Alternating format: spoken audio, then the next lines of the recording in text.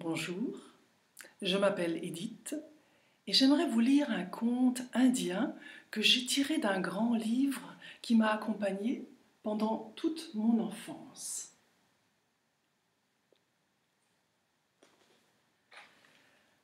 Un roi avait organisé une grande et périlleuse chasse dans une profonde forêt au cœur de l'Inde.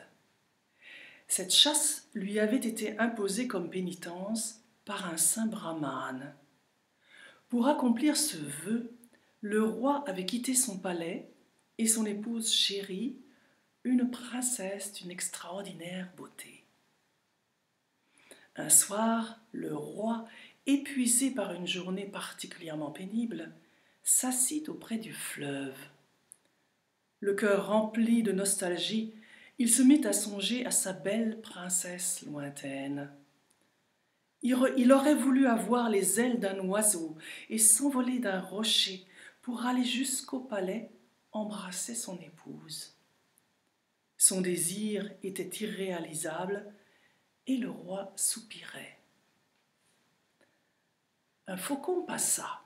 « Grand roi, pourquoi es-tu si triste ? » « Je voudrais déposer un baiser sur les lèvres de mon épouse. » « Et pourquoi ne le lui envoies-tu pas ? » ?»« Comment cela ? » ?»« Confie-le à une feuille, je la porterai à ta princesse. » Le roi détacha une feuille de l'arbre le plus proche et y déposa un baiser passionné. Le faucon prit dans son bec ce message d'amour et s'envola vers le palais. Presque arrivé, il fut attaqué par un autre faucon. Dans la lutte, il laissa tomber la feuille. Le vent s'en empara, la ramena à son point de départ. Elle se mit à flotter à la surface du fleuve. Entraînée par le courant, elle retourna au lac près duquel le roi reposait, plongé dans ses pensées. Il reconnut aussitôt la feuille sur laquelle il avait déposé un baiser. Voulant la reprendre, il la suivit le long de la berge jusqu'à ce qu'elle s'arrête au milieu des roseaux. Mais quelle ne fut pas sa surprise quand il vit parmi les tiges deux nouveau-nés, un garçon et une fille, qui pleuraient. Le roi, d'abord étonné, recueillit les enfants et sans hésiter, les fit porter au palais.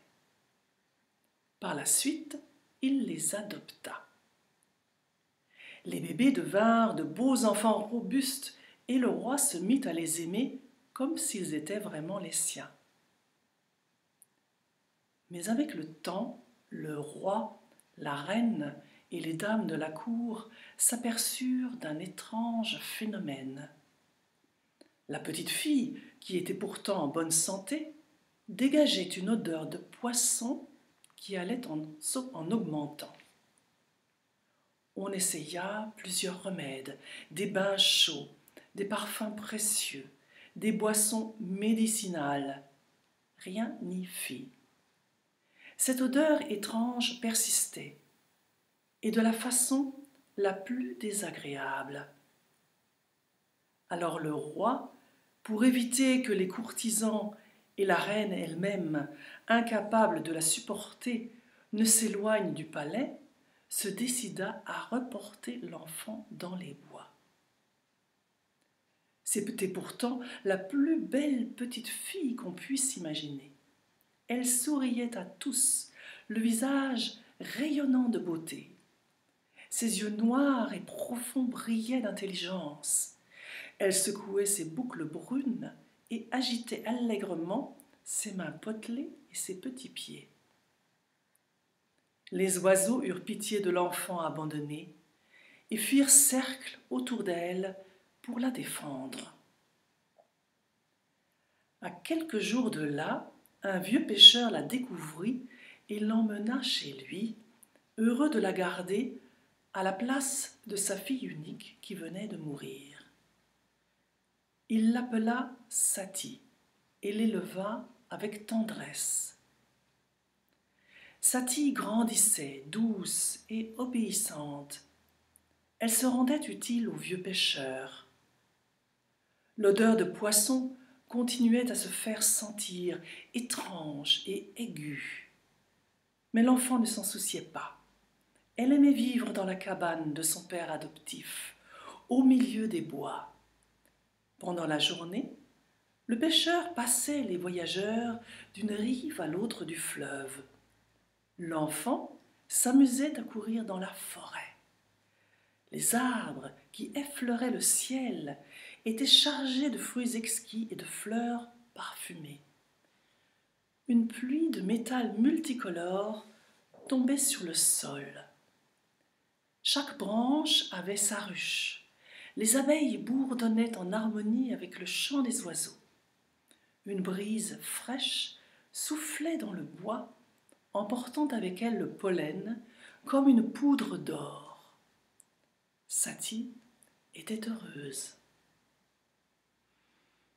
Des années passèrent. Le vieux pêcheur avait besoin de l'aide de la jeune fille pour déplacer le lourd radeau sur lequel il transportait les voyageurs.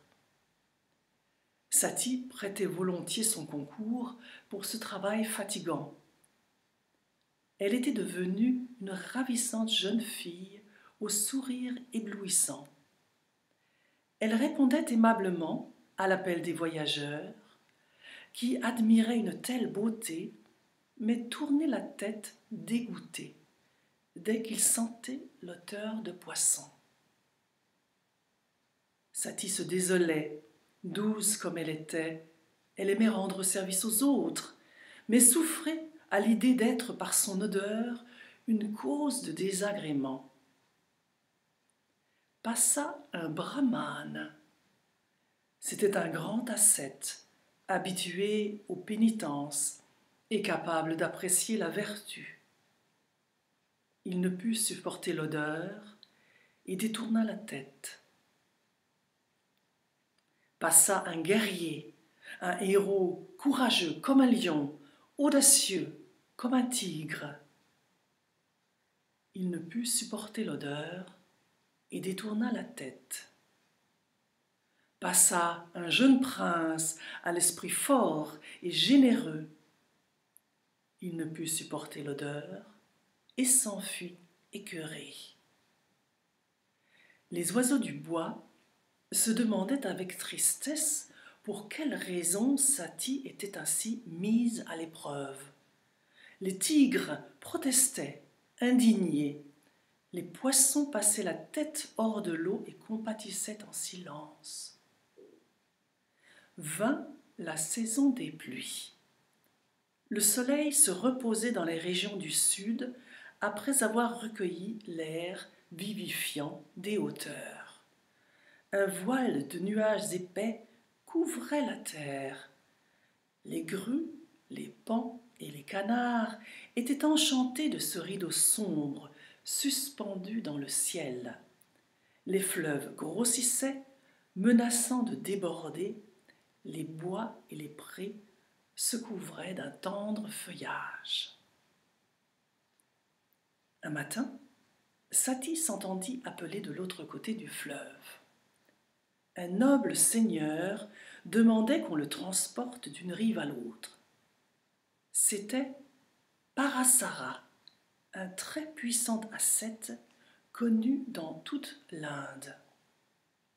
Satie accourut, empressée, mais confuse en même temps de se trouver en présence d'un personnage si célèbre et si puissant. Elle approcha le radeau et attendit, le cœur et la gorge noués, que l'ascète détourna la tête avec le même dégoût que tous les autres.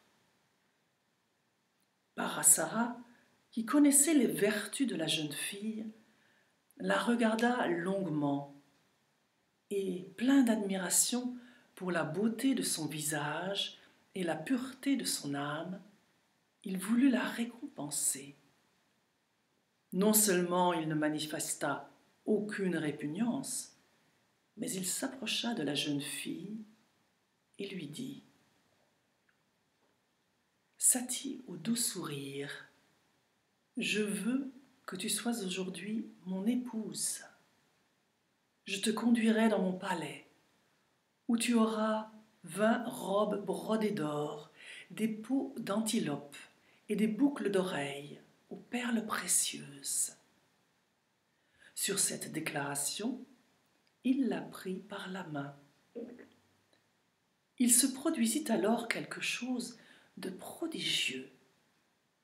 Du corps de la jeune fille se dégagea un parfum d'une grande suavité, comme s'il était composé d'essences rares. Ceux qui assistaient à cette scène, et qui avaient été souvent incommodés à l'approche de Satie, étaient charmés par cette délicieuse senteur. La jeune fille épousa le grand Parasara et fut très heureuse avec lui. Ils eurent un enfant, Vyasa, qui fut encore plus sage que son père et qui enseigna aux hommes la poésie et les arts les plus nobles. Voilà pour aujourd'hui et peut-être à une autre fois.